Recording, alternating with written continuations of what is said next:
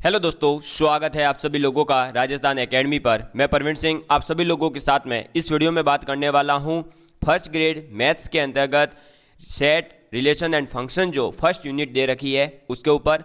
उसके अंतर्गत मैं आप सभी लोगों को रिलेशन एंड फंक्शन क्या होते हैं उसके बारे में बता चुका था और मैंने आप लोगों को ये भी बात बताई थी कि जो आपका हर रिलेशन होगा वो फंक्शन नहीं होता है, लेकिन फंक्शन जो है वो एक टाइप से रिलेशन ही है, यानी कि फंक्शन जो होगा वो एक रिलेशन का ही भाग होता है। लेकिन कौन सा रिलेशन फंक्शन कहलाएगा, तो वो दो कंडीशन को सेटिस्फाई करता है। पहली कंडीशन होती है कि every element of set A should be related, और दूसरी कंडीशन होती है कि one element of set A should not be related to more than one element of set B.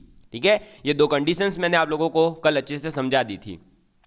अब हम बात करेंगे डोमेन, कोडोमेन और रेंज। ये तीन वर्ड हैं जिनके बारे में आप लोगों को नॉलेज होना जरूरी है, क्योंकि डोमेन, कोडोमेन और रेंज से डायरेक्ट क्वेश्चन आते हैं कि भाई बताइए ये फंक्शन दे दिया, इसकी कोडोमेन क्या है, इसकी रेंज क्या है। ठीक है, तो चलिए दोस्तों आप वर्ड लिखिएगा डोमेन। क्या दोस्तों, डोमेन। डोमेन का मतलब होता है सबसे पहले तो कि जो भी फंक्शन दे रखा है वो कब कब डिफाइन है, वो एक्स की वैल्यूज डोमेन कहलाती है। कहने का मतलब आप एक्स की वैल्यूज क्या क्या ले सकते हो, वाई की वैल्यू, यानी जो फंक्शन जिसमें भी दे रखा है, एक्स में दे रखा है, वाई में दे रखा है, जेड में जो फंक्शन दे रखा है वो फंक्शन कब कब डिफाइन है उसे कहते हैं डोमेन। समझ में आ गई बात? तो आप इसके लिए डेफिनेशन लिखेंगे सेट ऑफ प्री इमेज। अब ये प्री इमेज क्या है, मैं अभी डायग्राम बनाऊंगा ना उसमें आपको समझ आ जाएगा ये। ठीक है, तो आप अभी लिखिएगा set of pre image and that is first set is called domain and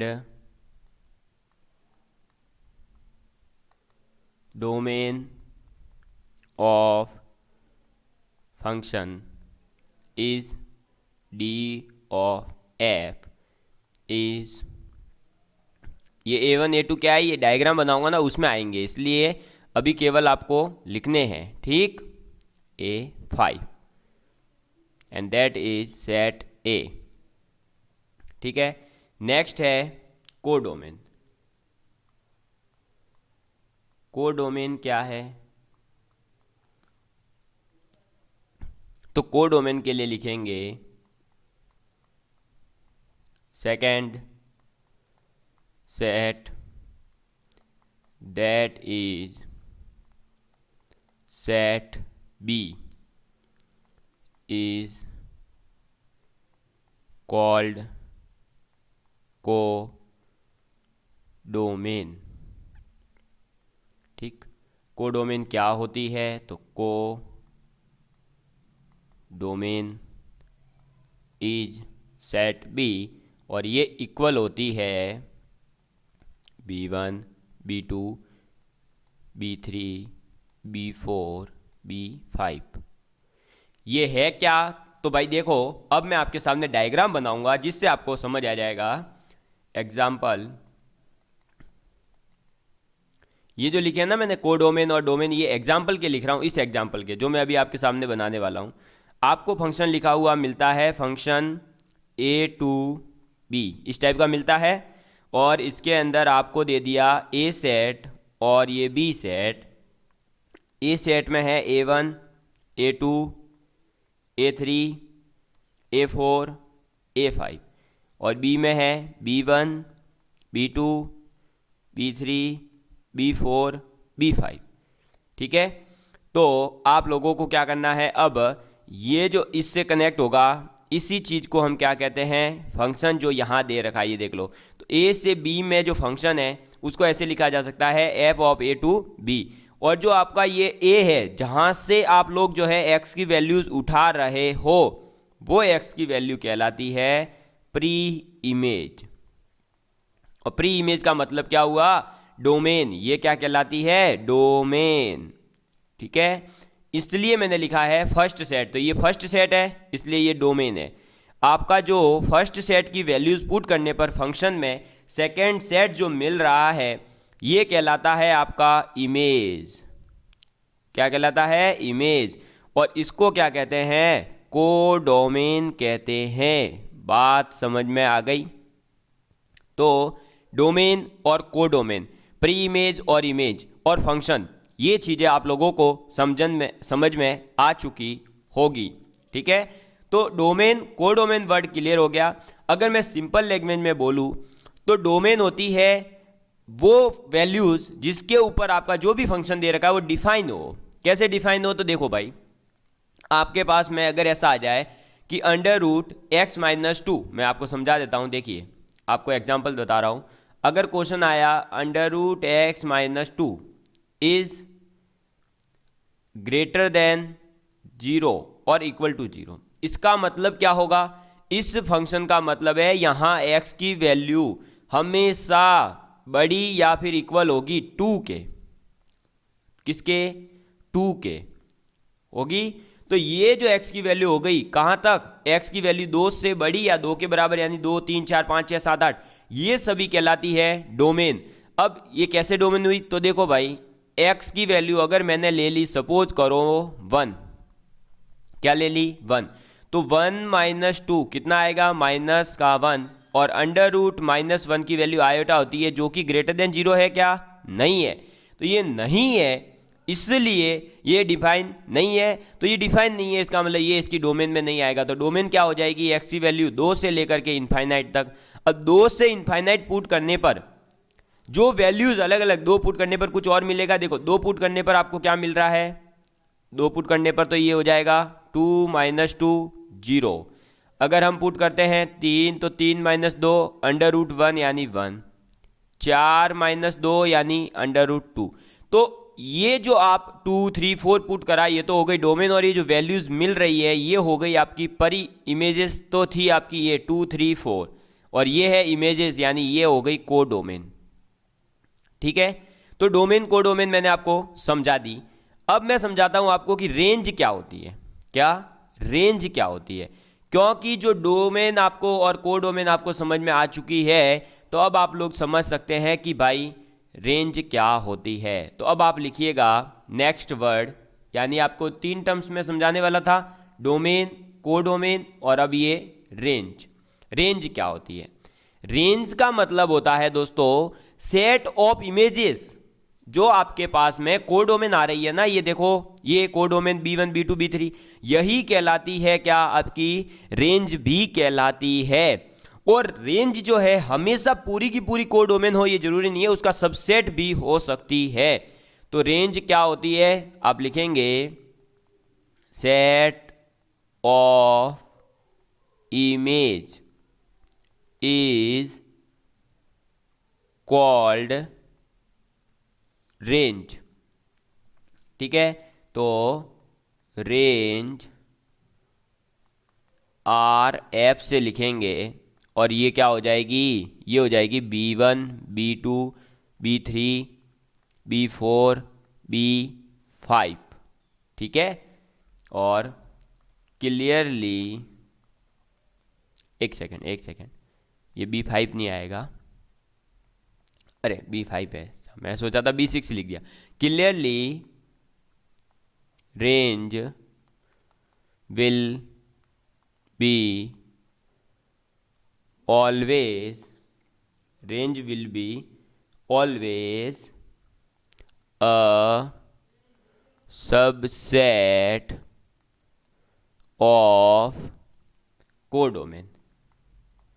तो जो कोडोमेन का भी सबसेट होगा उसी को हम रेंज कहते हैं। समझ में आ गई बात? तो रेंज जो है वो कोडोमेन के इक्वल भी हो सकती है और उसका क्या हो सकता है दोस्तों? सबसेट भी हो सकता है। बात समझ में आ गई? ये चीज़ ही आपको नोट करके रखनी है कि रेंज जो है वो क्या होती है? सबसेट या फिर इक्वल हो जाती है कोडोमेन के। ठीक है, तो रेंज क्या होगी? Set of image is called range.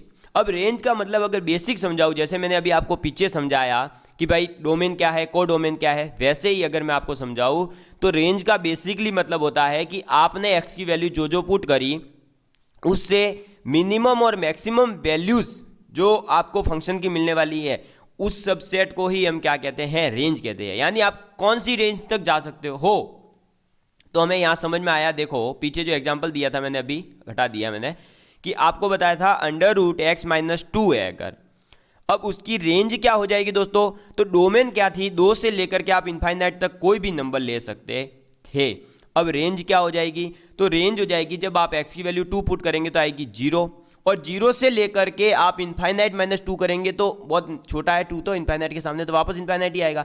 यानी उस फंक्शन की वैल्यू अब 0 से लेकर इनफाइनाइट तक कुछ भी आ सकती है जब आप x की वैल्यू 2 से लेकर इनफाइनाइट के बीच में कुछ पुट करेंगे। समझ में आ गई बात। तो आपको कोडोमेन और रेंज और ये तीनों वर्ड समझ में आ चुके हैं, क्लियरली मुझे ऐसा लगता है, ठीक है। और अगर फिर भी नहीं आया तो अभी हम जब क्वेश्चन करेंगे तो आप लोगों को और अच्छे से समझ में आ जाएंगे, ठीक है। चलिए, तो मैं आपको जो एग्जाम्पल बताया था उस एग्जाम्पल को अब हम अच्छे से लिख लेते हैं। आप लिखिएगा, एग्जाम्पल क्या था, √x-2, ठीक है। ये आपको अगर मैंने दे दिया कि ये फंक्शन है, आप इसको बताइए इसकी डोमेन, रेंज और कोडोमेन क्या होगी, तो आपके पास में क्लियर है कि फंक्शन क्या है। तो फंक्शन है x के अंदर, और क्या फंक्शन दे रखा है, तो दे रखा है x-2, ये दे रखा है।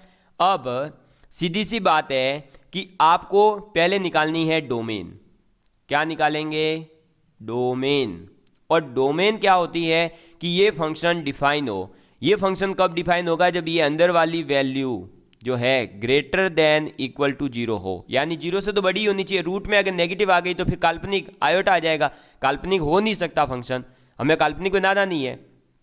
तो क्या होगा, ये >0 होना चाहिए। तो x-2 इज > 0। ये >= का मतलब हुआ x इज > 2। तो इसका मतलब x की वैल्यू जो है वो कहाँ से कहाँ बिलोंग करेगी, तो x की वैल्यू 2 से लेकर के ओपन इंटरवल इनफाइनाइट तक बिलोंग करेगी। ये क्लोज इंटरवल और ओपन इंटरवल का कॉन्सेप्ट क्या है, तो इनफाइनाइट तो चाहे माइनस का हो चाहे प्लस का, यानी इनफाइनाइट प्लस माइनस इनफाइनाइट दोनों के लिए आप ओपन ब्रैकेट ही लगाते हैं। क्लोज ब्रैकेट तब लगाते हैं जब आप उस वैल्यू को ले रहे हो, यानी आप यहाँ पर 2 ले रहे हो ना, हाँ, तो आप क्लोज ब्रैकेट लगाओ। अगर नहीं ले रहे होते तो हम यहाँ पर भी ये वाला ओपन ब्रैकेट लगा देते हैं, ठीक है। ये सिंपल सा कॉन्सेप्ट। अब डोमेन हमने निकाल ली। अब अगर हमें इसकी बोला जाए कोडोमेन निकालिए, तो कोडोमेन निकाले चाहे रेंज निकाले, वो हमेशा क्या होगी दोस्तों, उसकी सबसेट या फिर वही हो जाएगी, और उसमें वही आने वाली है जो डोमेन और जो आपकी कोडोमेन और रेंज है वो इसमें सेम ही है, ठीक। अब रेंज क्या होगी, तो आपको सीधा सा पता है कि फंक्शन दे दिया है क्या, √x-2। इसका मतलब है x-2 इज > 0 है। अरे भाई ये देखो, अब x की वैल्यू मैं क्या क्या ले रहा हूँ, 2 से लेकर इनफाइनाइट, तो उसके बीच में तो ये हमेशा क्या होगा, बड़ा या फिर इक्वल होगा 0 के। तो ये फंक्शन क्या हो गया, > 0।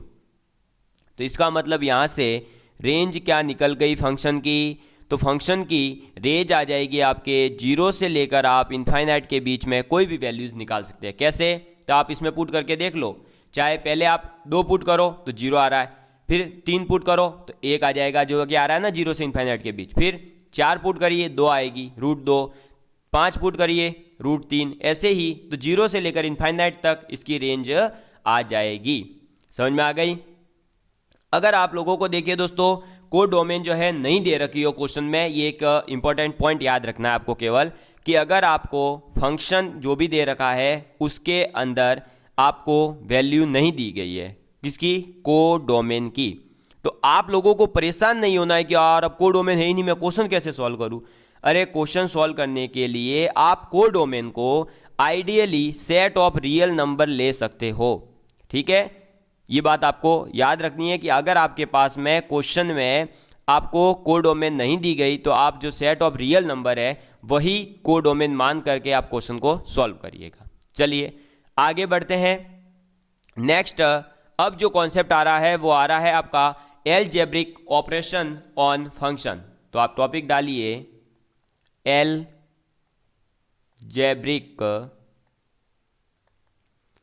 Operation on function. Algebraic operation on function यानी फंक्शन के ऊपर आप जो है एलजेब्रिक ऑपरेशन करेंगे। एलजेब्रिक ऑपरेशन क्या होते हैं? प्लस करना, माइनस करना, गुणा करना, भाग करना, ये सब आप किसके ऊपर करने वाले हो? अब फंक्शन के ऊपर करने वाले हो। ठीक, तो पहला हम करेंगे एडिशन। तो अगर आपके पास में दो फंक्शन आ जाए यानी कि एफ प्लस जी, दो फंक्शन दे दिए गए, किसमें दिए गए? ये दोनों के दोनों फंक्शन एक्स में। ये मैंने अगर F of X plus G of X लिखूँ, चाहे F plus G of X direct लिखूँ, सेम ही है। ठीक, तो ये किसके इक्वल है? इसका मतलब ऐसे लिखने का मतलब ही ये है कि आपने F of X plus G of X करा है। तो अगर आपके पास दो अलग अलग फंक्शन दे रखे थे, एक एफ फंक्शन अलग था, एक जी फंक्शन अलग था, इन दोनों फंक्शन को आपने ऐड कर दिया, तो जो आपके पास अलग अलग फंक्शन की अगर डोमेन है, तो आपको अगर पूछ लिया जाए कि इन दोनों फंक्शन को ऐड करने पर क्या डोमेन आएगी, तो तब भी domain of F of plus G की जो डोमेन आएगी वो क्या आएगी? वो आएगी domain of function F intersection domain of function G. यानी दोनों जो फंक्शन थे उनकी अलग अलग डोमेन आपके पास अगर है और आपको दोनों के ऐड करने के बाद पूछे कि इसकी डोमेन क्या होगी, तो दोनों अलग अलग फंक्शनों की डोमेन का इंटरसेक्शन जो होगा वही उन दोनों को ऐड करने के बाद में मिलेगी। क्या? डोमेन। नेक्स्ट है, अगर हम माइनस कर दे यानी F minus G of X is equal to क्या हो जाएगा? F of X minus G of X. ठीक है, तो domain of F minus G क्या हो जाएगा? Domain of F minus G भी वही होगा क्या जो प्लस में था, यानी domain of F intersection domain of G. ठीक, चलिए नेक्स्ट, अगर हम दोनों का मल्टीप्लाई कर दे यानी F into G of X क्या हो जाएगा? तो ये हो जाएगा F of X into G X, F of X into G X. तो इस समय फिर इसकी डोमेन क्या हो जाएगी? तो domain of F into G is equal to भी क्या होगा? इंटरसेक्शन ही होगा। समझ में आ गई बात? तब भी क्या होगा? इंटरसेक्शन ही होगा। और अगर चौथा हम क्या कर दें? भाग कर दें यानी F upon ji of X क्या होगा? तो ये हो जाएगा एफ ऑफ एक्स अपॉन में जी ऑफ एक्स। यहाँ लेकिन कंडीशन क्या होगी कि आपका जी जो फंक्शन दे रखा है वो कभी भी जीरो नहीं होना चाहिए। क्यों? क्योंकि अगर ये जीरो हो गया तो ये फंक्शन जो है इनफाइनाइट बन जाएगा, यानी कि नॉट डिफाइंड हो जाएगा। तो आपको जो नीचे भाग आ रहा है, भाग में जो अभी फंक्शन दे रखा है वो जीरो नहीं हो सकता। तो इसकी डोमेन क्या होगी? यानी domain of F upon G जो होगी वो क्या हो जाएगी? वो भी आपके domain of F intersection domain of G ही होगी, लेकिन इसमें से एक चीज़ हटेगी, और वो हटेगा क्या इसकी डोमेन में से? तो वो हट जाएगा आपका जहाँ जहाँ जी ऑफ एक्स जीरो हो रहे हैं उनको हटा देंगे। ठीक है, जहाँ भी जी ऑफ एक्स अगर जीरो हो रहा है तो उसको हम हटा देंगे। Domain of F upon G जो होगा वो भी इंटरसेक्शन ही होता है, लेकिन आप लोगों को जहाँ भी जी एक्स फंक्शन जीरो हो रहा है उसको हटाना पड़ेगा। समझ में आ गई बात? तो आपको एलजेब्रिक ऑपरेशन अगर चाहे प्लस करो, चाहे माइनस करो, चाहे गुणा करो, चाहे भाग करो, अगर आपको उसके बाद में उनका एलजेब्रिक ऑपरेशन अप्लाई करने के बाद डोमेन पूछी जा रही है तो वो हमेशा क्या होगी? दोनों फंक्शन की इंटरसेक्शन। क्या होगी?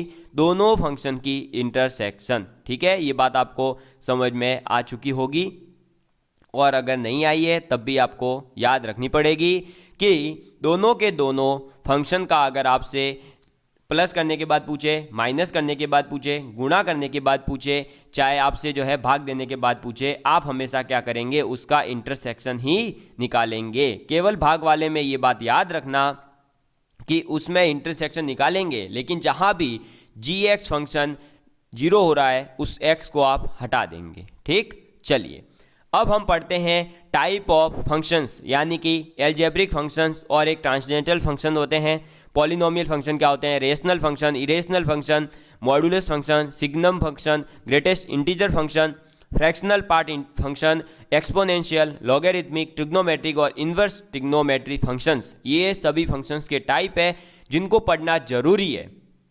ठीक है, तो आप अब लिखेंगे type of functions, type of function. ठीक, टाइप ऑफ फंक्शन में दो भाग आ जाएंगे आपके पास में। पहला आ जाएगा क्या दोस्तों, तो पहला आ जाएगा एल्जेब्रिक फंक्शंस। ठीक है, फंक्शंस दो प्रकार के होते हैं, कौन कौन से होते हैं, तो पहला होता है एल्जेब्रिक फंक्शन, अरे बीजीय, या फिर आप ये कह सकते हो बीज गणितीय एल्जेब्रिक फंक्शन, यानी बीज गणितीय फलन। और एक होते हैं आपके पास में ट्रांसडेंटल, ठीक है, और ट्रांसडेंटल फंक्शन। तो फंक्शंस कितने टाइप के हैं, दो टाइप के, एल्जेब्रिक फंक्शन और ट्रांसडेंटल फंक्शन। फिर एल्जेब्रिक फंक्शन में भी टाइप से अलग अलग। एल्जेब्रिक में फर्स्ट टाइप आ जाता है आपके कौन सा दोस्तों, पॉलिनोमियल फंक्शन, पॉलिनोमियल फंक्शन। ठीक है, अब पॉलिनोमियल फंक्शन में भी दो पार्ट होते हैं, एक पार्ट होता है आइडेंटिटी फंक्शन, आइडेंटिटी फंक्शन, ठीक, और सेकेंड होता है आपके कांस्टेंट फंक्शन, कांस्टेंट फंक्शन। और पॉलिनोमियल के बाद में दूसरा टाइप आ जाता है rational function, rational function. C type यानी तीसरा टाइप जो आता है वो आता है इरेशनल फंक्शन। कौन से फंक्शन आते हैं, इरेशनल फंक्शन। ठीक है, फिर उसके बाद में फोर्थ टाइप आता है पीस वाइज डिफाइंड फंक्शन। किस टाइप के, पीस टाइप, यानी टुकड़ों टुकड़ों में जो फंक्शन होंगे ना आपके, मॉडुलस है, सिग्नम है, इनके बारे में। तो piecewise defined function, piecewise defined जो फंक्शन होते हैं उनके बारे में अब हम बात करने जा रहे हैं। तो पीस वाइज में भी अलग अलग टाइप्स है, जैसे कि एक टाइप आता है आपके मॉडुलस फंक्शन, ठीक, दूसरा टाइप इसके अंदर आता है आपके सिग्नम फंक्शन। मैं इसको थोड़ा सा ऊपर कर रहा हूँ। सिग्नम फंक्शन के बाद में थर्ड टाइप आपके आ जाता है कौन सा दोस्तों, तो थर्ड टाइप आता है ग्रेटेस्ट इंटीजर, यानी कि GIF। ठीक है, ग्रेटेस्ट इंटीजर फंक्शन। और चौथा आपके आ जाता है फ्रैक्शनल, यानी FPF, फ्रैक्शनल पार्ट फंक्शन। ये greatest integer function, fractional part integer function और सिग्नम फंक्शन, मॉडुलस फंक्शन, इन सब से क्वेश्चन पूछे जाते हैं। मॉडुलस फंक्शन का मतलब जो मॉड्यूल आप पढ़ते हैं ना कि नेगेटिव को भी आप पॉजिटिव कर देते हो, तो वो कैसे होता है, वो मॉडुलस फंक्शन कहलाता है। फिर ट्रांसडेंटल फंक्शन के अंदर पहला टाइप आ जाएगा आपके एक्सपोनेंशियल। कौन सा, अरे जो लॉग वाले होते हैं ना वो, ठीक है, तो एक्सपोनेंशियल फंक्शन। ठीक है, एक्सपोनेंशियल जो फंक्शन होते हैं, यानी जो घात वाले फंक्शन होते हैं उनके बारे में। और दूसरे आते हैं आपके लॉगरिथम। एक्सपोनेंशियल का मतलब e की पावर x है, फिर आप पढ़ते हैं ना a की पावर x वाले फंक्शन और वो सभी। और एक होते हैं लॉग वाले, जिसमें कि आप log a, log b, logarithmic जो फंक्शन पढ़ते हैं उनके बारे में हम बात करेंगे, लॉगरिथमिक फंक्शन। फिर तीसरा टाइप आ जाता है आपके ट्रिग्नोमेट्री, यानी साइन, कॉस, कॉसेक, इन सभी के बारे में। ये चीज़ें मैं आप लोगों को, तो देखो अगर किसी को बिल्कुल भी नहीं पता है तो आप सेकंड ग्रेड का जो मैथ्स का बैच चल रहा है उसमें से भी पढ़ सकते हो। वहाँ पर ये जो टॉपिक है ये और थोड़ा सा मतलब इनसे अलग, जैसे कि ट्रिग्नोमेट्रिक फंक्शन क्या होते हैं, इन्वर्स ट्रिग्नोमेट्रिक फंक्शन क्या होते हैं, ये उनके टॉपिक का टॉपिक है। पूरा ट्रिग्नोमेट्री पूरा टॉपिक दे रखा है, तो मैंने वहाँ समझा रखा है, ठीक है। बाकी इसमें भी हम बात तो करेंगे, लेकिन किसी को जल्दी हो तो आप वहाँ से भी पढ़ सकते हैं। मैं वहाँ पर भी पूरा डिटेल में ही पढ़ा रहा हूँ, ठीक है।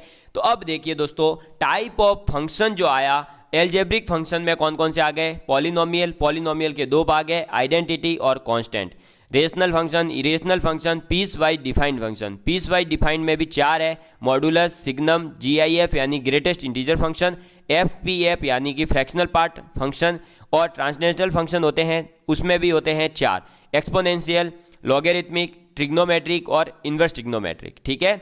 ये अलग अलग आपके पास में मैंने फंक्शंस के टाइप बता दिए हैं। अब हम स्टार्ट करेंगे पॉलिनोमियल फंक्शन से, फिर rational function, irrational function, piecewise function, इन सभी अलग अलग फंक्शंस की बात करेंगे। सबसे पहले बात करूंगा मैं आप सभी लोगों के साथ में पॉलिनोमियल फंक्शन की। चलिए, अब आप पहला पॉइंट लिखेंगे पॉलिनोमियल फंक्शन। कौन सा फंक्शन, पॉलिनोमियल फंक्शन। तो पॉलिनोमियल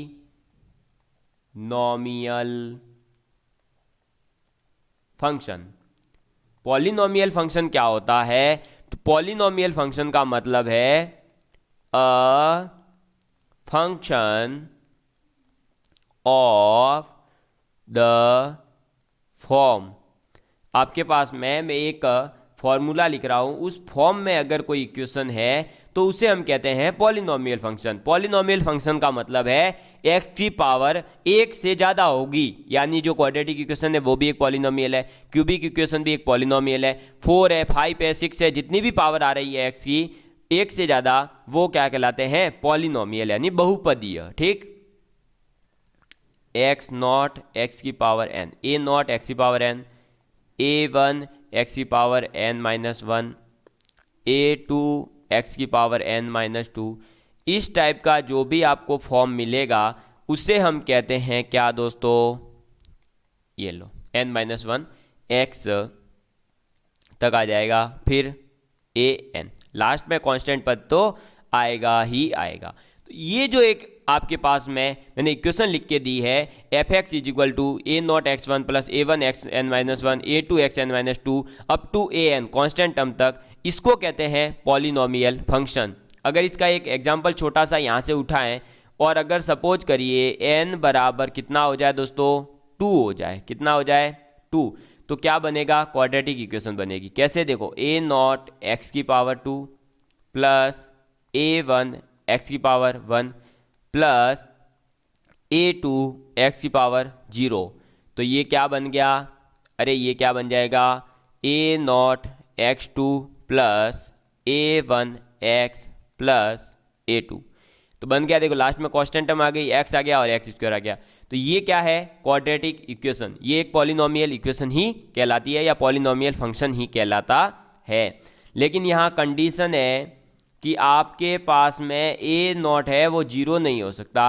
अरे a नॉट 0 हो गया तो पॉलिनोमियल फंक्शन बन जाएगा n माइनस वन घात का, लेकिन हमें पॉलिनोमियल बनाना है तो मैक्सिमम घात होनी चाहिए, तो n है तो a नॉट जो है वो 0 नहीं हो सकता। एक तो ये बात याद रखेंगे, क्योंकि ये 0 हो गया सपोज करो, तो ये तो क्या बन जाएगी, लीनियर इक्वेशन बन रही है, तो लीनियर थोड़ी बनानी है, पॉलिनोमियल रखनी है हमें, तो इसलिए इसको 0 नहीं करना है।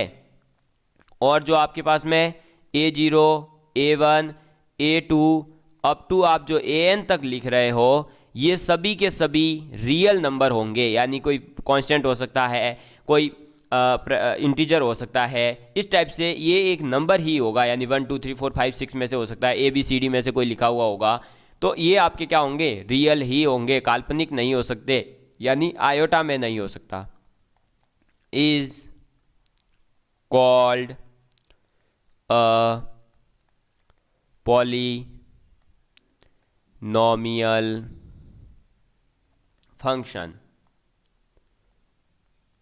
ऑफ डिग्री एन, जो आपके पास में A naught x N plus A1 X N minus one A2 X N minus two, आपने जो ये इक्वेशन लिखी है, इस इक्वेशन में ए नॉट जीरो नहीं हो सकता और ए नॉट A1 A2 A3 ये सभी रियल नंबर है। इसी को हम कहते हैं polynomial function of degree N, यानी डिग्री एन का ये क्या कहलाएगा, पॉलिनोमियल फंक्शन कहलाएगा। समझ में आ गई बात। तो पॉलिनोमियल फंक्शन के बारे में क्या होता है, एन की पावर, जो भी फंक्शन है उसकी पावर जो है अगर एक से ज़्यादा है, एक है तब तो लीनियर होगा, एक से ज़्यादा है तो पॉलिनोमियल कहलाएगा, 2 3 4 5 कितनी भी हो सकती है। ठीक है, मैं आपको कुछ एग्जांपल बता रहा हूँ, जैसे कि आप मुझे बताएंगे उसकी डिग्री क्या है। ठीक है, मैं यहाँ लिख रहा हूँ पॉलिनोमियल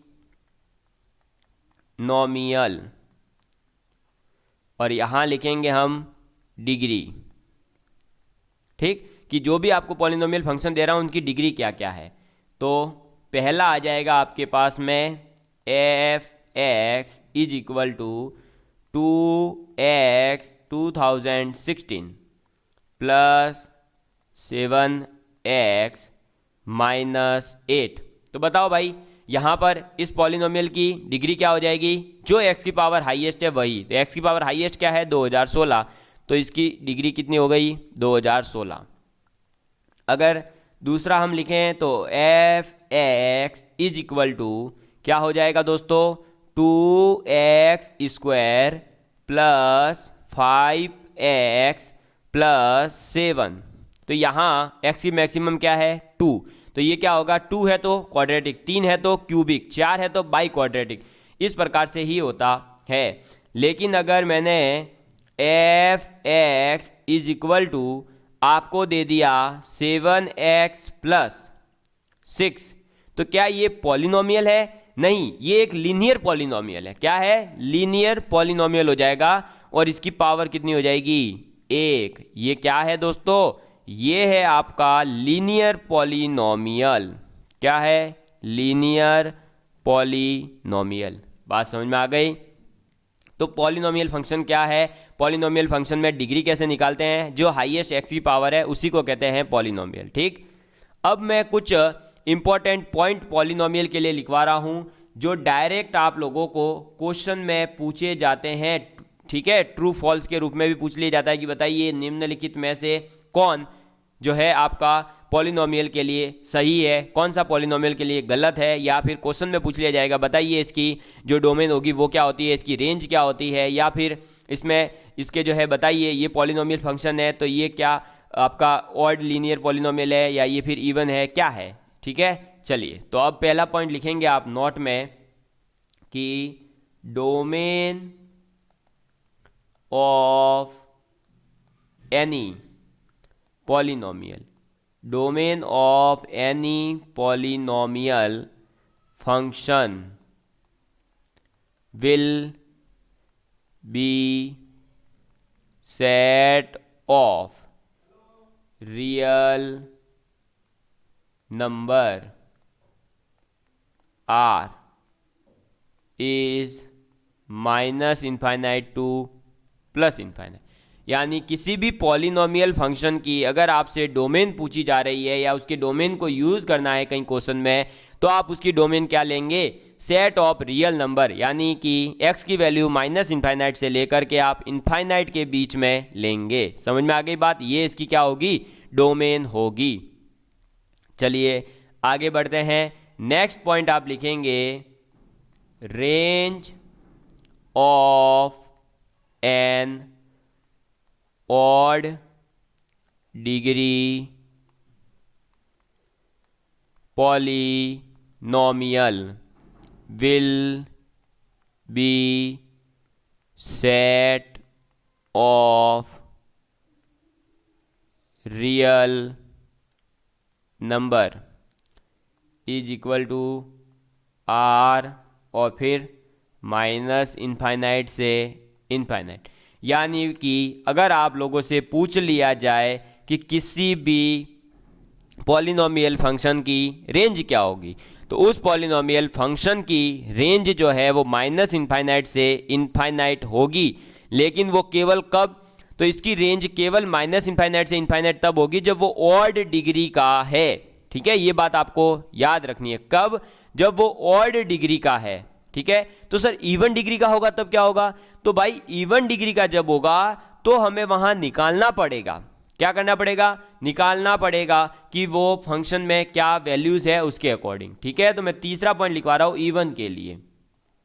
तो range of an even degree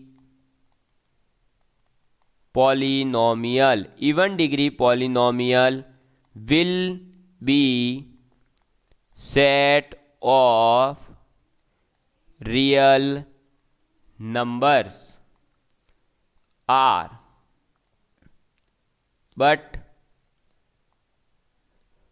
एक minute, real number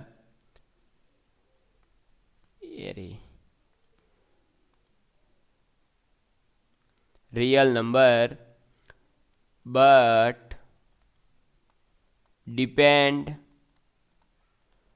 on question. Example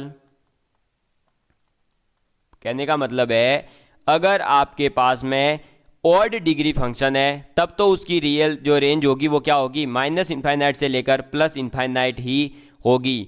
लेकिन अगर आपके पास में इवन डिग्री का पॉलिनोमियल है, यानी 2, 4, 6, 8, 10 इस प्रकार से इवन डिग्री का कोई पॉलिनोमियल है, तो उसकी रेंज भी होती तो रियल नंबर में ही है। लेकिन वो डिपेंड करती है क्वेश्चन के ऊपर, हमेशा फिक्स नहीं है कि माइनस इनफाइनाइट से इनफाइनाइट ही हो, वो कुछ भी हो सकती है। जैसे मैं एग्जाम्पल से समझा रहा हूँ। फर्स्ट मैंने दिया F x is equal to, अगर मैंने फंक्शन दे दिया एक्स स्क्वायर, क्या दिया है? एक्स स्क्वायर कोई फंक्शन दे दिया, तो इसकी रेंज क्या होगी? इसकी रेंज क्या होगी भाई? इसकी रेंज क्या होगी? जो एक्स की वैल्यू पुट करोगे वहां से लेकर के कहां तक? जहां तक पॉसिबल है, यानी इनफाइनाइट तक। लेकिन आपको पता है कि एक्स की वैल्यू आप चाहे नेगेटिव लें चाहे पॉजिटिव लें, एक्स स्क्वायर हमेशा पॉजिटिव ही आने वाला है। तो इसका मतलब इसकी रेंज हमेशा जीरो, एक्स की वैल्यू अगर जीरो पुट करें तो जीरो से लेकर के इनफाइनाइट तक ही पॉसिबल है। तो क्या माइनस इनफाइनाइट से जीरो आया? नहीं आएगा। तो इसलिए इस फंक्शन की तो रेंज क्या है? जीरो से इनफाइनाइट, क्योंकि एक्स स्क्वायर कभी नेगेटिव हो नहीं सकता, तो इसकी रेंज हमेशा जीरो से लेकर इनफाइनाइट यानी पॉजिटिव ही पॉसिबल है। अब दूसरा लेकिन केस देखिए आप, दूसरा केस है कि F x is equal to आपके पास में फंक्शन है एक्स स्क्वायर प्लस 5। अब रेंज बताइए, तो इसकी रेंज क्या होगी? तो इसकी रेंज हो जाएगी दोस्तों आप लोगों के क्या? 5 से लेकर इनफाइनाइट। 5 से सर इनफाइनाइट कैसे? भाई बता, एक्स स्क्वायर की वैल्यू मिनिमम क्या पॉसिबल है? 0। लेकिन इस फंक्शन की मिनिमम वैल्यू क्या पॉसिबल है? 5, क्योंकि अगर एक्स स्क्वायर 0 भी हो जाएगा तब भी एफ एक्स तो 5 रहना है, 0 प्लस 5 5 ही आना है। तो 5 से लेकर इनफाइनाइट तक इसकी वैल्यू पॉसिबल है, क्योंकि एक्स स्क्वायर कभी नेगेटिव हो नहीं सकता कि इसकी वैल्यू 5 से कम जाएगी, नहीं जा सकती ना।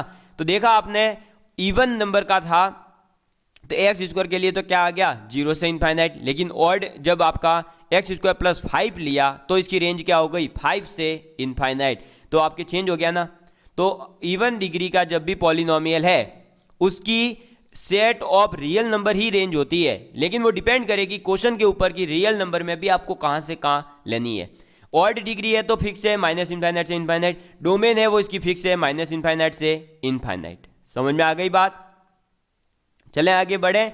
चलिए, एक आप लोगों को मैं नेक्स्ट जो पॉइंट लिखवा रहा हूं वो याद रखना है, और वो है एक कंडीशन जो कि आप लोगों के एग्जाम में देखने को मिलती है, और वो है कि if F x is a polynomial, यानी कि एफ एक्स एक फंक्शन जो दे रखा है वो एक पॉलिनोमियल है और वो सेटिस्फाई करता है, यानी सेटिस्फाइंग, एक सेटिस्फाइंग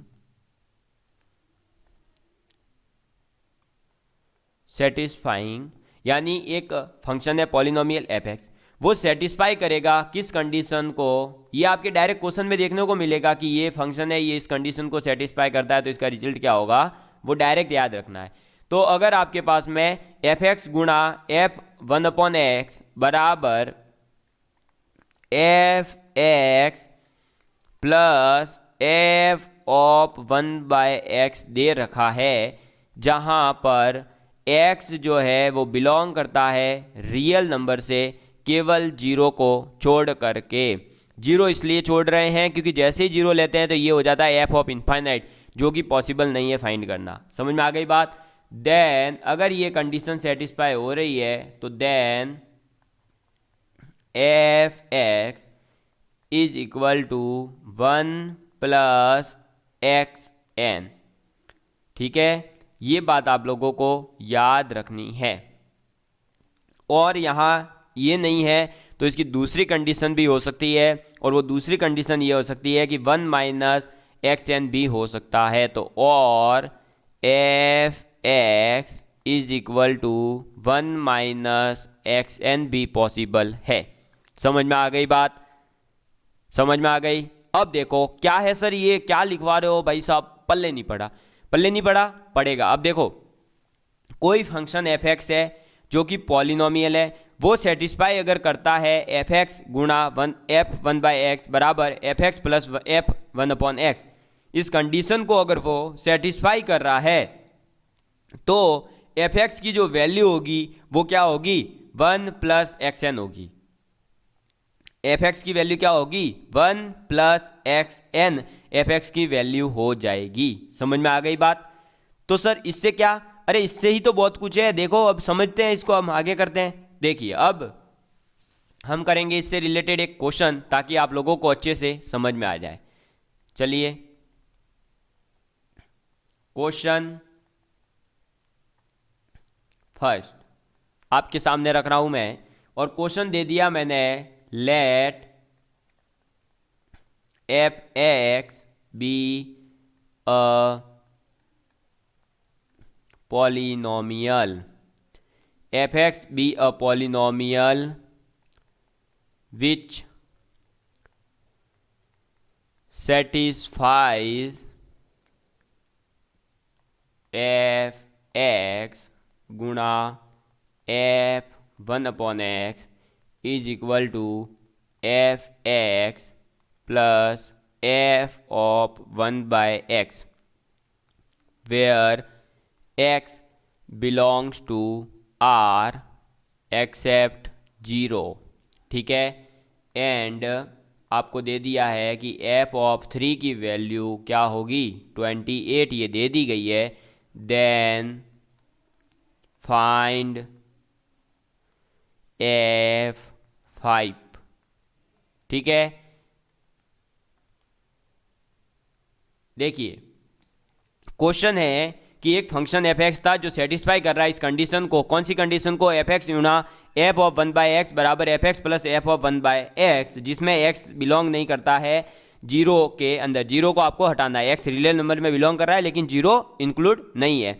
और एफ थ्री की वैल्यू अगर 28 है तो आप बताइए एफ फाइव की वैल्यू क्या होगी।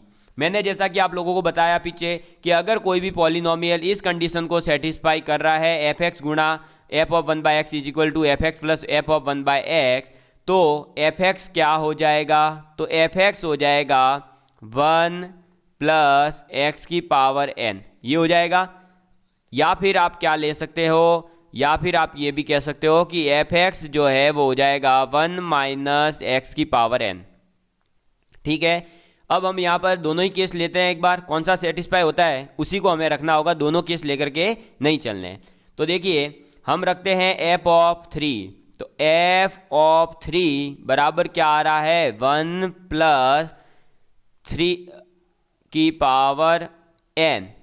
ठीक है, एफ ऑफ 3 कितना है 28, और ये इधर आ जाएगा तो ये -1 बराबर हो गया 3 की पावर n, तो 3 की पावर n बराबर हो रहा है 27। और ये क्या है, ये क्या लिखा है, 3 की पावर 3 है 27 का मतलब, तो n बराबर यहाँ से 3 निकल गया। लेकिन यहाँ लेते हैं तब देखो एफ ऑफ 3 बराबर 1 माइनस एक्स की पावर n, तो ये 3 की पावर n हो जाएगा। एफ ऑफ 3 28 -1 बराबर आ गया -3 की पावर n। तो ये आ रहा है 27 बराबर -3 की पावर n, जो कि पॉसिबल नहीं है, क्योंकि यहाँ प्लस है या माइनस है, दोनों तरफ माइनस होता है या दोनों तरफ प्लस होता है, वही पॉसिबल है। और आपको जैसा कि पता है f(3) ग्रेटर देन 20 मतलब ग्रेटर देन 1 है, और यहाँ लेकिन क्या आ रहा है, ये 1 से छोटा होगा, जो भी होगा वो तो इसलिए ये क्या हो जाएगा, गलत। तो हम ये वाली कंडीशन नहीं लेंगे। तो कौन सी कंडीशन लेंगे, केवल प्लस वाली कंडीशन ही हम लेने वाले हैं। समझ में आ गई बात। अगर हम प्लस वाली कंडीशन ही ले रहे हैं तो n की वैल्यू कितनी आ गई, 3। अब हमें निकालना क्या है, f(5). तो f(5) बराबर क्या लिखेंगे, 1 + 5 की पावर n यानी कि 3। तो f(5) बराबर कितना आ गया, 124। यही हमारा आंसर है। समझ में आ गई बात। तो कोई भी फंक्शन है पॉलिनोमियल, उसकी कंडीशन थी अगर ये सेटिस्फाई हो रही है तो f(x) की वैल्यू 1 + xn हो जाएगी या फिर 1 - xn हो जाएगी। समझ में आ गई बात। बढ़े आगे, चलिए फिर नेक्स्ट क्वेश्चन इसी से रिलेटेड एक और है, उसको करते हैं। तो आप क्वेश्चन लिखिएगा, क्वेश्चन, और क्वेश्चन आप लोगों के सामने है कि let f(x) be polynomial, f(x) be polynomial of degree 4, ठीक है, with leading coefficient unity. Leading coefficient क्या है, यूनिटी है। लीडिंग कोफिशिएंट क्या होता है अभी समझा रहा हूँ। और f(n) की वैल्यू जो है, f(1) की वैल्यू कितनी दे दी, 2, f(2) की वैल्यू जो है वो हो रही है 5, और f(3) की वैल्यू जो है वो दे दी आपको 10, और f(4) की वैल्यू जो है वो कितनी हो गई, 17। तो फाइंड करना है आप लोगों को f(10) की वैल्यू क्या होगी। समझ में आ गई बात। क्वेश्चन क्या था, क्वेश्चन था आपके पास में f(x) जो है एक पॉलिनोमियल है डिग्री 4 का, जिसका लीडिंग कोफिशिएंट कितना है, 1। लीडिंग कोफिशिएंट का मतलब है जो हाईएस्ट पावर जो भी होगी ना इस फंक्शन की, वो कितनी होगी, 4। तो जो 4 जिसकी x की पावर 4 का कोफिशिएंट कितना है, 1, उसी को कहते हैं लीडिंग कोफिशिएंट। वो कितना है, 1 दे दिया गया है। और f(1) की वैल्यू दे दी, f(2) की दे दी, f(3) की दे दी, f(4) की दे दी। आपसे पूछा f(10) की वैल्यू क्या होगी।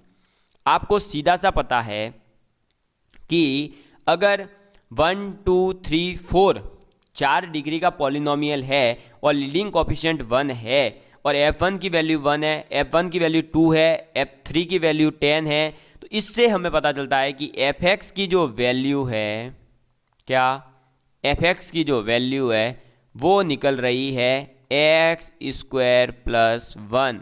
कब, ओनली फॉर x = 1 2 3 4। देखो भाई, अरे यहाँ से निकाला है f(1) 1 पुट करो, 1 का स्क्वायर 1 और 2, तो कितना आ रहा है, f(1) की वैल्यू कितनी आ गई, 2।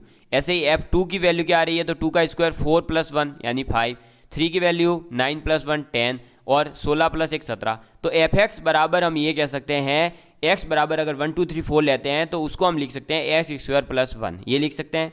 अब इसको हम आगे सॉल्व करेंगे। f(x) - x² - 1 = 0, ये लिख सकता हूँ। अब ये इक्वल टू में 0 है तो मैं ये भी तो लिख सकता हूँ f(x) - x² - 1 बराबर क्या, देखिए ये पूरी कंडीशन है किसके लिए, केवल x 1 2 3 4 के लिए। अब मैंने इसको ही इधर लाया, इसमें कोई बड़ी बात नहीं है। इसको 0 के लिए, क्या मैं इस 0 को इस फॉर्म में भी लिख सकता हूँ, किसके लिए, केवल x की वैल्यू जब 1 2 3 4 लूँगा तब। क्यों लिख सकता हूँ, क्योंकि देखो भाई x की वैल्यू आप 1 पुट करो, क्या ये पूरा 0 हो रहा है, 2 पुट करो 0 हो रहा है, 3 पुट करो 0 हो रहा है, 4 पुट करो 0, यानी x की वैल्यू 1 2 3 4 में से कुछ भी लो, ये पूरा का पूरा 0 बन रहा है, जो ऊपर वाली कंडीशन है। और ऊपर वाली कंडीशन इससे आई है और ये वाली इसको सेटिस्फाई कर रही है, तो वो उसी को करा सॉल्व।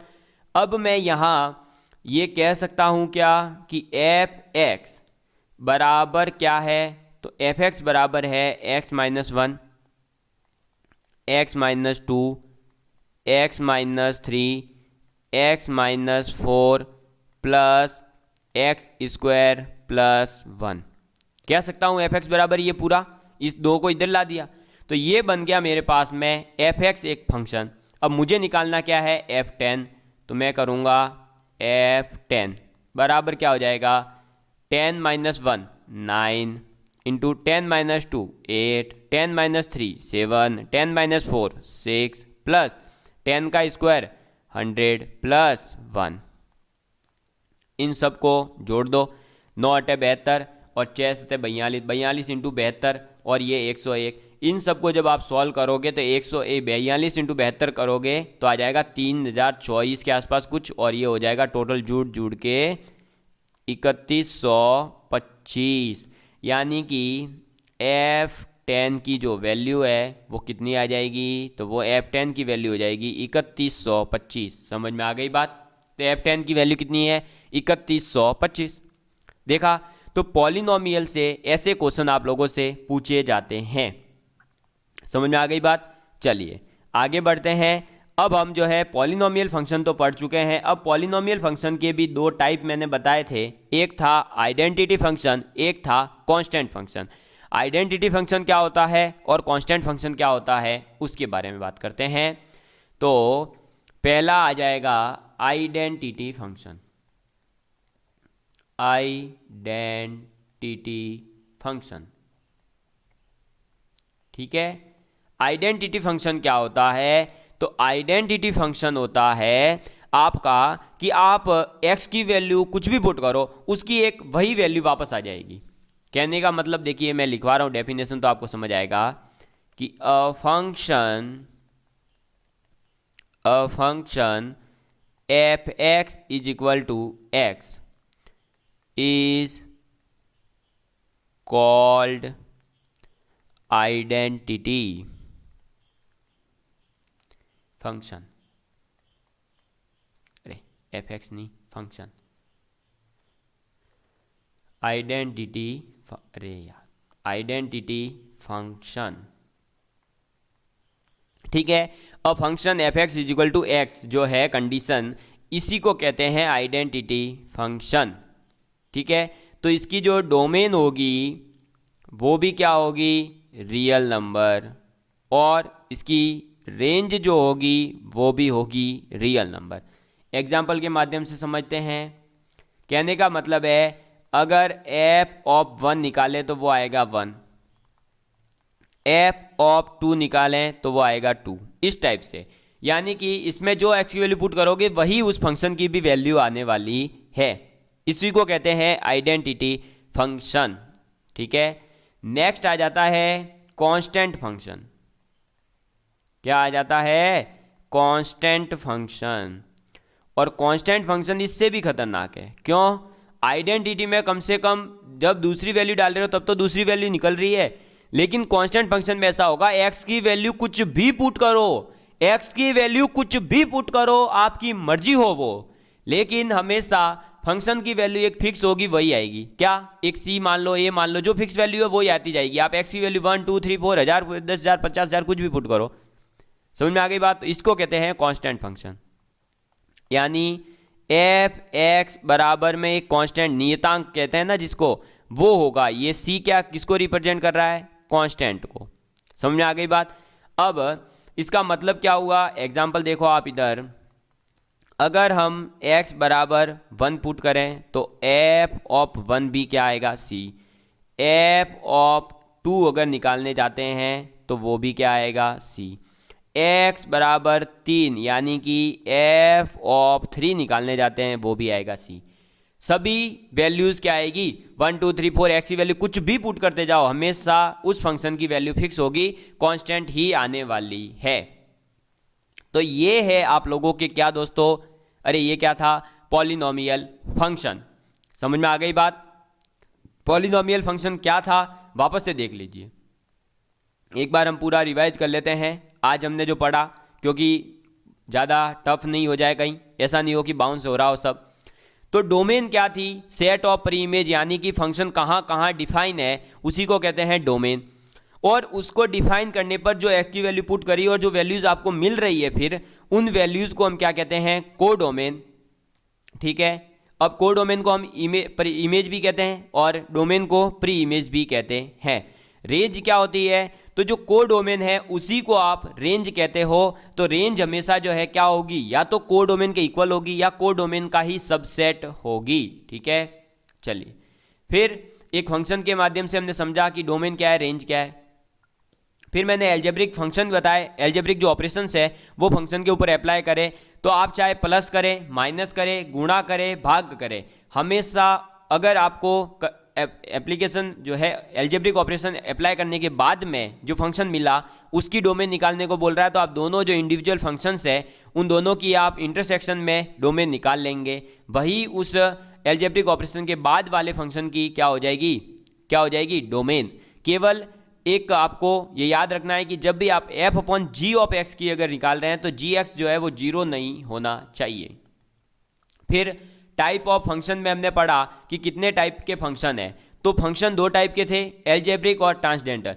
एल्जेब्रिक में पॉलिनोमियल, पॉलिनोमियल में दो, आइडेंटिटी और कांस्टेंट, ये जो कि हम पढ़ चुके हैं। हम क्या पढ़ चुके हैं? अभी हम ये पढ़ चुके हैं पॉलिनोमियल फंक्शन के बारे में। ठीक है, अब फिर हम पढ़ेंगे रेशनल फंक्शन के बारे में, इरेशनल फंक्शन के बारे में और बाद में पीस वाइज जो डिफाइंड फंक्शन है। पीस वाइज डिफाइंड फंक्शन में चार भाग है, मॉडुलस, सिग्नम, ग्रेटेस्ट इंटीजर और फ्रैक्शनल पार्ट फंक्शन। ट्रांसडेंटल के चार भाग है, एक्सपोनेंशियल, लॉगरिथमिक, ट्रिग्नोमेट्रिक और इनवर्स ट्रिग्नोमेट्रिक। ठीक है, फिर हमने पढ़ा पॉलिनोमियल फंक्शन है क्या। तो function of the form f x is equal to A naught x n, a one x N minus one, A two x N minus one, मतलब कि एक्स की पावर जब 1 से ज़्यादा हो, यानी 2, 3, 4, 5, 6 टाइप में दे रखी हो, तो उसको कहते हैं पॉलिनोमियल।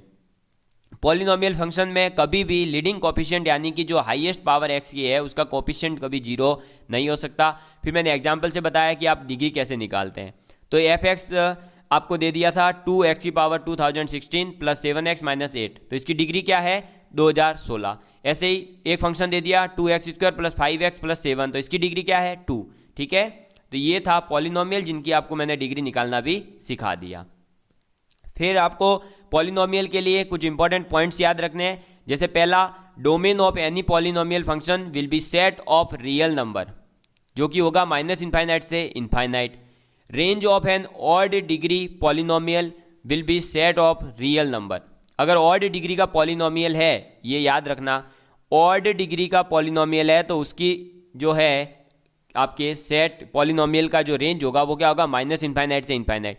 लेकिन अगर इवन नंबर का पॉलिनोमियल आ जाए तो उसकी रेंज क्वेश्चन के ऊपर डिपेंड करेगी, लेकिन होगी वो भी सेट ऑफ रियल नंबर के अंदर ही। फिर कोई भी फंक्शन है अगर पॉलिनोमियल है और वो एफ एक्स गुणा एफ ऑफ 1/x बराबर F x plus F of 1/x condition को सेटिस्फाई करता है, तो एफ एक्स की वैल्यू 1 प्लस एक्स एन होगी या फिर एफ एक्स बराबर 1 माइनस एक्स एन होगा। फिर मैंने आपको क्वेश्चन करवाए और उन क्वेश्चन के माध्यम से समझा दिया कि आपको कैसे जो है इस कॉन्सेप्ट को यूज करना है। फिर मैंने बताया आइडेंटिटी फंक्शन क्या होता है। तो आइडेंटिटी फंक्शन का मतलब है आप एक्स की वैल्यू जो पुट करोगे वही उस फंक्शन की भी वैल्यू आती जाएगी। ठीक है, कांस्टेंट फंक्शन क्या होता है सर? तो कांस्टेंट फंक्शन का मतलब है आप एक्स की वैल्यू कुछ भी पुट करो वो फंक्शन हमेशा एक फिक्स वैल्यू देगा जो कि होगा कांस्टेंट। ठीक है, वो हो सकता है कुछ भी हो, 2, 3, 4, 5, 6, इसमें से कोई भी एक नंबर होगा, वो नंबर ही आएगा। आप एक्स की वैल्यू कुछ भी पुट करते जाओ, चाहे प्लस में चाहे माइनस में। समझ में आ गई बात? तो कांस्टेंट फंक्शन क्या है, आइडेंटिटी क्या है, पॉलिनोमियल क्या है। अब हम पढ़ने जा रहे हैं नेक्स्ट फंक्शन जो कि है रेशनल फंक्शन। किसके बारे में पढ़ने जा रहे हैं? रेशनल फंक्शन के बारे में पढ़ने जा रहे हैं। तो अब आप टॉपिक डालिएगा रेशनल फंक्शन। ठीक है, चलिए ये है हमारा बी टाइप का फंक्शन और ये है rational function. Rational function, sir ये रेशनल फंक्शन क्या होता है? तो देखो बेटा, रेशनल फंक्शन जो होगा वो किस फॉर्म में होगा?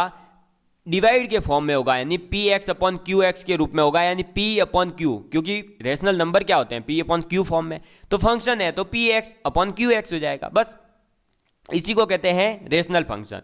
इसकी डोमेन क्या होगी, रियल नंबर ही होगी, केवल वो हटा देंगे एक्स जहां क्यू एक्स जो है वो जीरो हो रहा हो। इसके एग्जाम्पल और हम जो है क्वेश्चन करते हैं। देखिए आप लिख लीजिए a function of the form f(x) is equal to px upon में qx, where px and qx are polynomial in x, polynomials दो है ना इसलिए, in x is called a rational function। ठीक है, where q of x is not equal to 0। ये condition आपको याद रखनी है। डोमेन हो जाएगी r माइनस एक्स, और x कौन सा नहीं लेना है, जहाँ पर क्यू एक्स जो है वो आपका जीरो हो रहा हो। ठीक है, तो डोमेन होती रियल नंबर ही है, लेकिन आपको हटाना क्या है, तो आपको उस x को हटा देना है जहां पर भी जो डिवाइड वाला फंक्शन है क्यू एक्स वो जीरो हो रहा हो। इसका एग्जाम्पल आप लिखेंगे तो एग्जाम्पल आ जाता है 1/x है, 1/x² है, 2x + 3 अपॉन में 5x² + 7 है। इसी प्रकार से x² + 5x + 6 upon 2x² - 3x + 7। इस टाइप के ये जितने भी फंक्शन हैं ये कहलाते हैं रेशनल फंक्शन। क्या कहलाते हैं, रेशनल फंक्शन कहलाते हैं। मैं आपको इसका क्वेश्चन करवाता हूँ जिसके माध्यम से आपको समझ में आ जाएगा।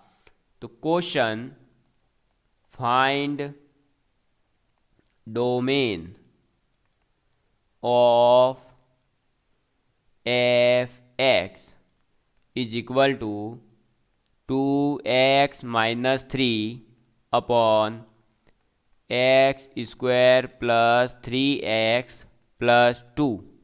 ठीक है, तो आपको एक फंक्शन दे दिया 2x - 3 अपॉन में x² + 2x + 2। ये क्या हो गया, एक रेशनल फंक्शन हो गया। तो इस रेशनल फंक्शन की आपको क्या निकालनी है, अब डोमेन निकालनी है। इसका मतलब क्या हुआ कि डोमेन कब निकलेगी, जब ये डिफाइन हो। ये डिफाइंड कब होगा, जब ये नीचे वाला डिफाइन हो जाए बस, क्योंकि ऊपर वाले में आप x की वैल्यू कुछ भी पुट करो, 1 पुट करो, 3 पुट करो, कोई फर्क पड़ेगा क्या क्वेश्चन पे, नहीं। लेकिन अगर नीचे वाले में आपने x की वैल्यू कुछ ऐसी पुट कर दी जिसपे ये जीरो हो रहा था तो ये नॉट डिफाइंड होगा। तो ये डिफाइन होने का मतलब है ये नीचे वाला जो फंक्शन है, कौन सा फंक्शन, x² + 3x + 2, कहाँ पर जीरो होगा। ये क्वाड्रेटिक इक्वेशन जहाँ जीरो हो रही होगी वो वैल्यूज हटा दूँ, बाकी सभी x की वैल्यूज ले सकता हूँ मैं।